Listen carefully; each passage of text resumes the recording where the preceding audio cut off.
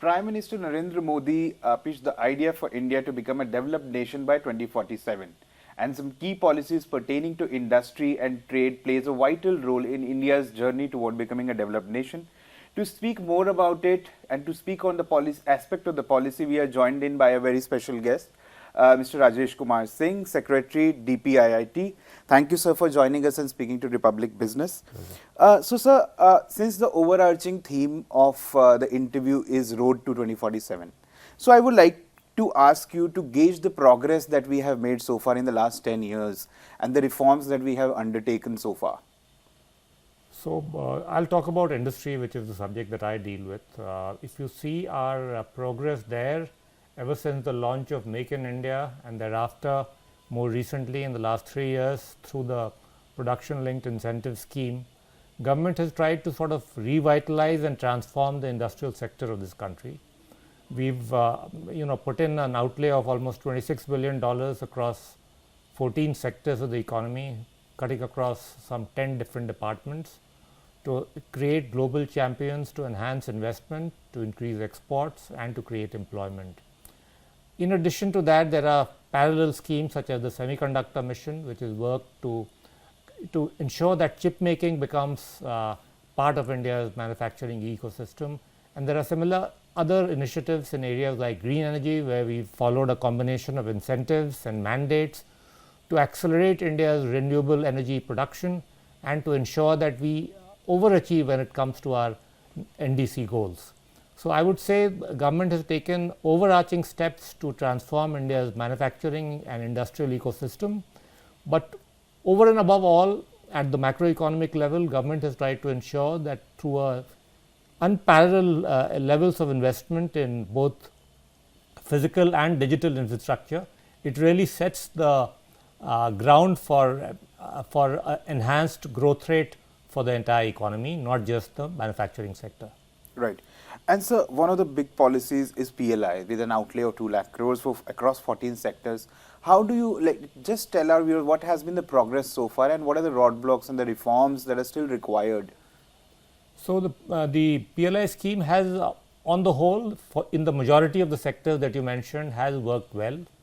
It has so far led to investments of about 1.13 lakh crores. It has generated sales of 9.34 lakh crores, employment of around 8 lakh. It has led to exports of almost 3.5 lakh crores.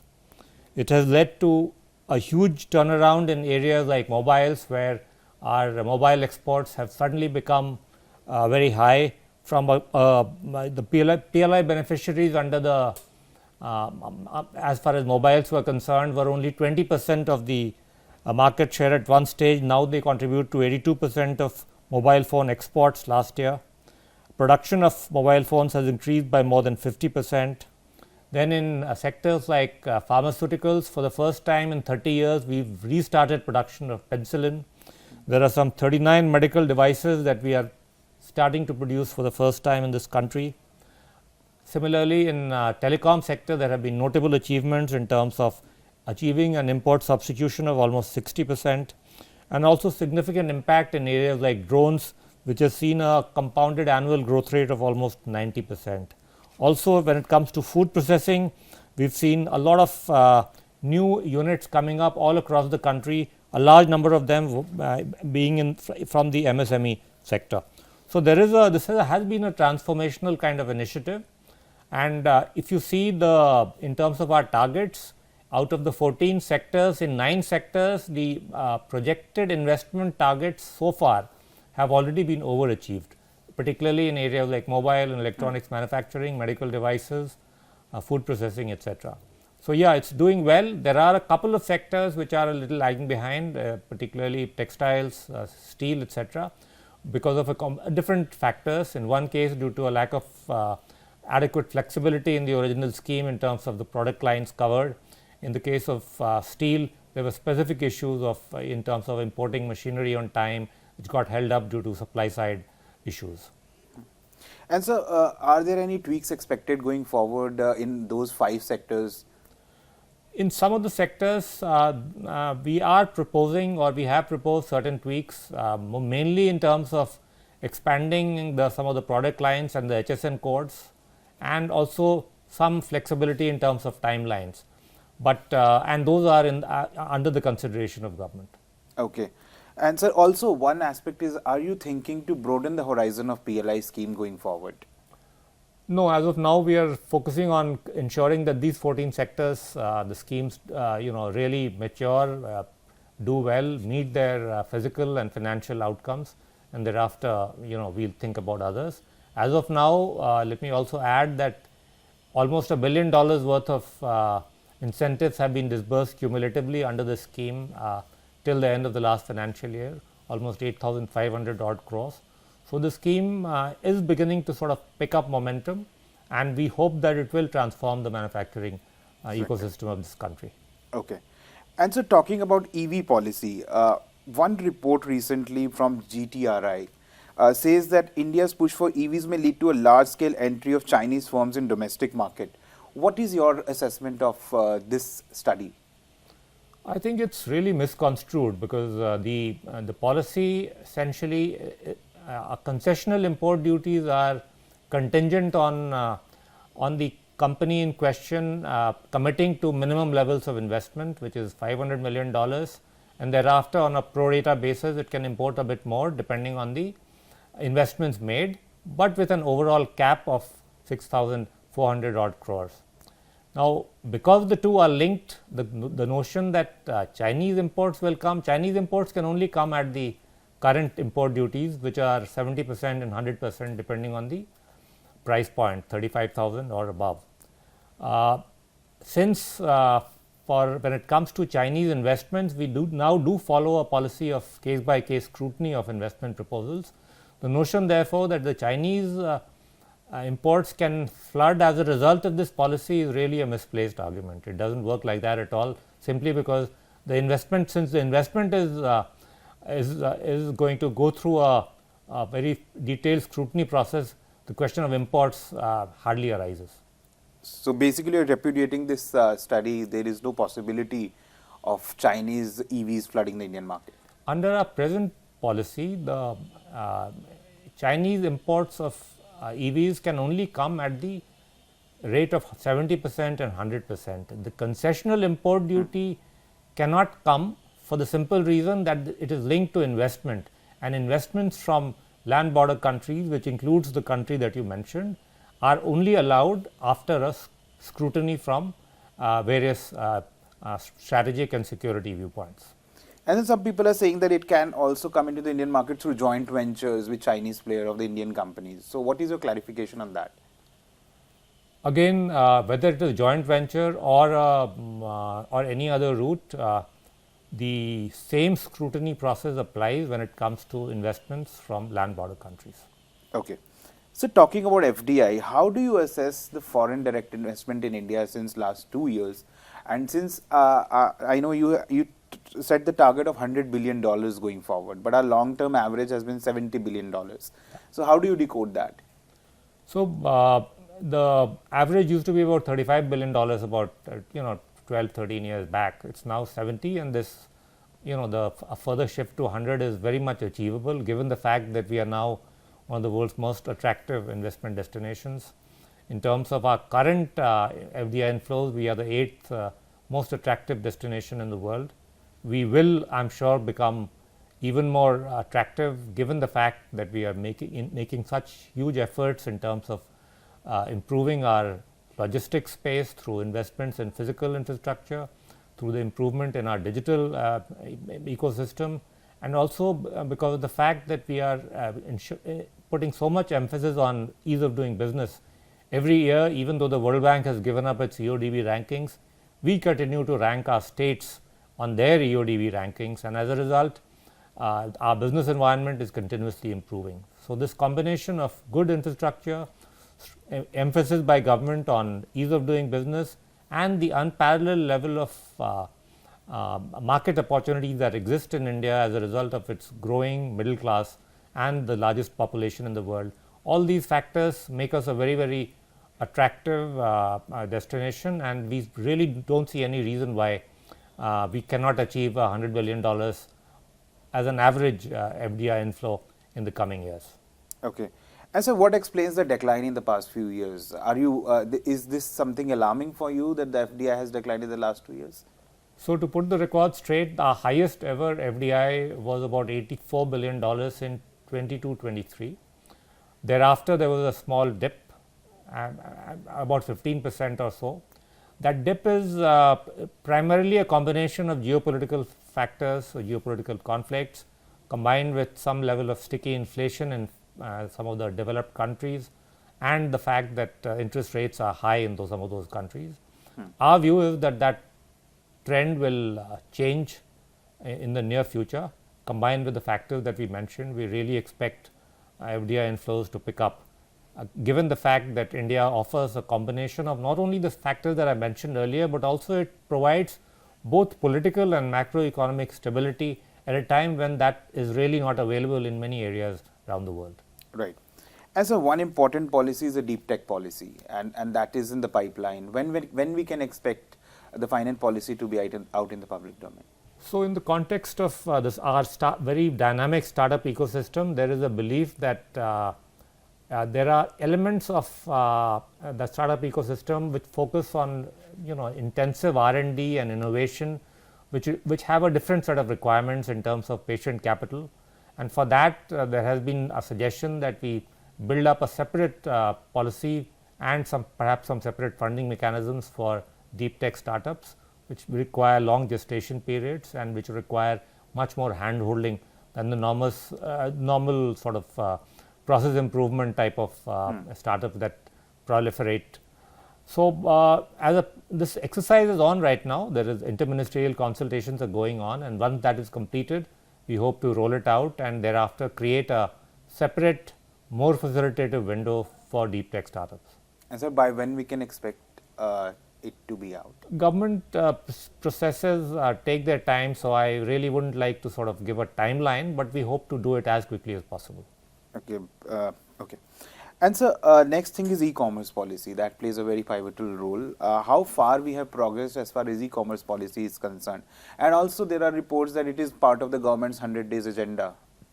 So, the government's 100-day agenda is not in the public domain, so I am not going to sort of confirm that or deny it for that matter. But yeah, these are all the e-commerce policy has been going through a very long series of consultations, and we expect from our point of view it is in the final stages, and we hope to get it done soon, but I can't give you timelines on this. Okay. And so, one thing that we are trying to get leverage of China plus one, right?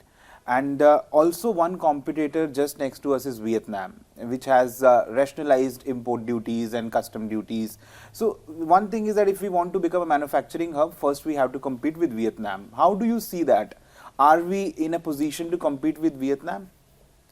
So, of course, Vietnam is a comparatively smaller economy with a much smaller population. They have done well because obviously their system is a bit more flexible. They've also tied up a large number of FTAs around the world, something on which we are also now increasingly working on. But I wouldn't say that we are really competing with Vietnam in that sense. We are a much larger economy with a different set of needs and requirements. But there are elements of their approach in terms of its pragmatism, its ideological pragmatism, and its quick-footedness in terms of concluding trade deals. Those are things that perhaps should be looked at.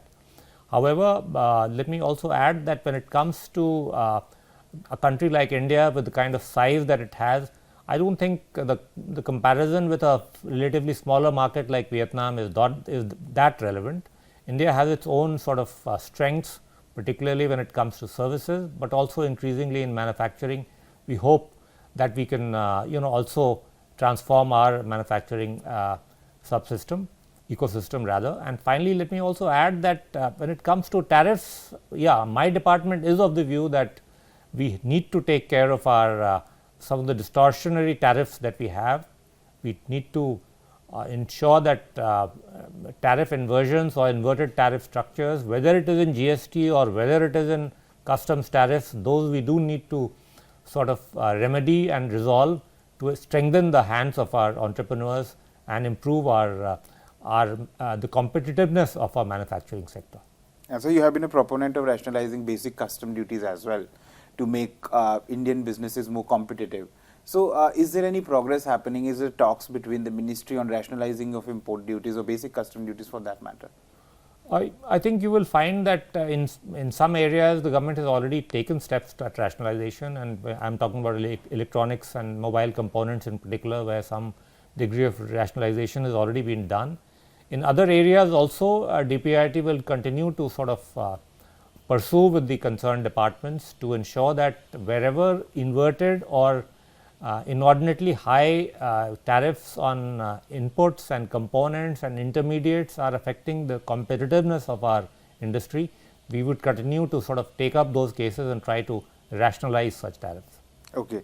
As a last two question, one is hybrid vehicles can be given certain tax concession over pure internal combustion engine vehicles. This is something was in the reports today.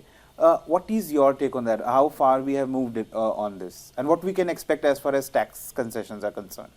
DPIIT's view has been that in comparison to IC engines, in comparison to fossil fuel vehicles, and the continuum going up towards pure electric vehicles, for hybrids also there should be some concession in between the pure electric vehicles on the one hand, which have a 5% GST, and the the ICE engines which have say 42-43% duty. Something in between should be worked out for the hybrid vehicles, particularly the ones which have high levels of energy efficiency. But the subject relates to the Ministry of Heavy Industries. But from our point of view, yes, we do think that it would be logical to have a continuum when it comes to GST rates also in between the IC engine vehicles and the pure electric vehicles. So, sir, are you in talks with Ministry of Heavy Industries? Is any progress? We have given our views to them. They will obviously take the final call on this in consult with the Ministry of Finance. Okay. So, last question, one thing that people are saying that with this EV policy, the Tesla's entry into India is imminent. So, what is your take on that? Do you think that is it imminent and Tesla is going to come very soon in India? And there are also reports saying that Maharashtra and Gujarat are offering very lucrative land deals to Tesla. Do you want to comment on that? So, 2 points. One is that healthy competition among states to attract investment is always welcome. Number 2, ever since this issue came to the forefront, Government of India has been saying that our policies will always be will not be enterprise or company specific. The policy will be open. It will the intention is to ensure that the policy is open to all kinds of manufacturers, both from within and outside the country. And our view again is that once this policy has been notified, our view is that a large number of both domestic and foreign players would ultimately come forward to take advantage of this policy, and not just the company that you mentioned. Okay. And so, last question, since we are talking about India becoming a developed nation by 2047, what are the 3-4 key things that you see which are a part of your domain, which you would like to take some reforms on that?